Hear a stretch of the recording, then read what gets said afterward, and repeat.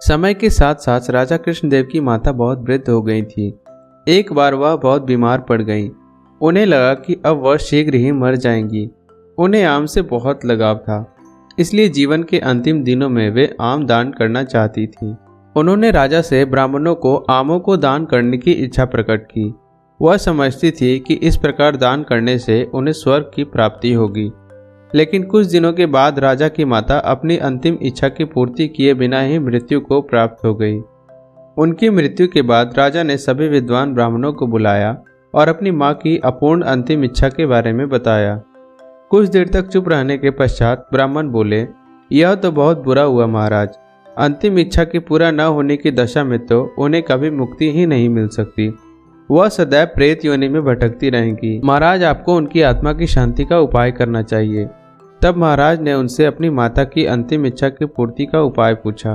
ब्राह्मण बोले, उनकी आत्मा की शांति के लिए आपको उनकी पुण्यतिथि पर सोने के आमों का दान करना पड़ेगा। अतः राजा ने माँ की पुण्यतिथि पर कुछ ब्राह्मणों को भोजन के लिए बुलाया और प्रत्येक को सोने से बने आम दान किए। जब तेनालीराम को यह बात पता चली तो वह तुरंत समझ गया कि ब्राह्मण राजा की सरलता तथा भोलेपन का फायदा उठा रहे हैं। उसने उन ब्राह्मणों को पाठ पढ़ाने की योजना बनाई।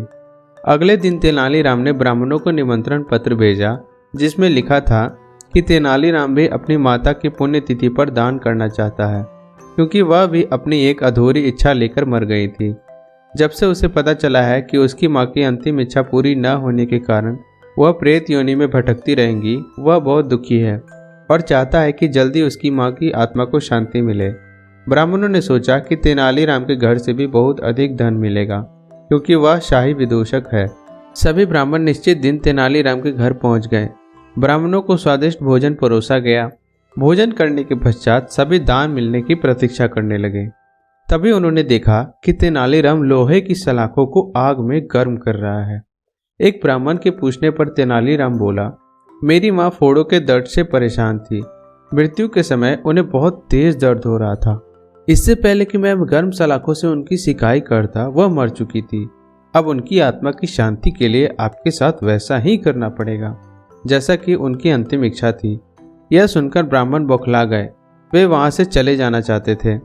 वह गुस्से में तेनालीराम से बोले कि हमें गर्म सलाखों से दागने पर क्या तुम्हारी माता की आत्मा को शांति मिलेगी?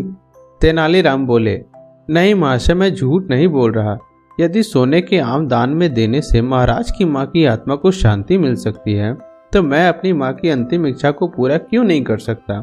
यह सुनते ही सभी ब्राह्मण समझ गए कि तेनालीराम क्या कहना चाहता है। वह बोले, तेनालीराम, हमें क्षमा कर दो। ये सोने के आम हम तुम्हें दे देते हैं, बस तुम हमें जाने दो। तेनालीराम ने सोने के आम लेकर ब्राह्मणों को जाने दिया, परंतु एक लालची ब्राह्मण ने सारी बात राजा को जाकर बता दी।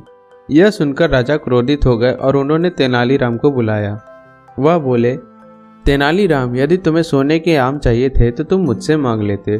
तुम इतने लालची कैसे हो गए कि तुमने ब्राह्मणों से सोने के आम ले लिए? तेनालीराम बोले, महाराज, मैं लालची नहीं हूँ। मैं तो उनकी लालच की प्रवृत्ति को रोक रहा था। यदि वे आपकी माँ की पुण्यतिथि पर सोने के आम ग्रहण कर सकते हैं, तो मेरी माँ की पुण्यतिथि पर लोहे की सलाखों को क्यों नहीं झेल सकते? राजा तेनालीराम की बातों का अर्थ समझ गए और उन्होंने ब्राह्मणों को बुलाया और उन्हें भविष्य में लालच त्यागने को कहा।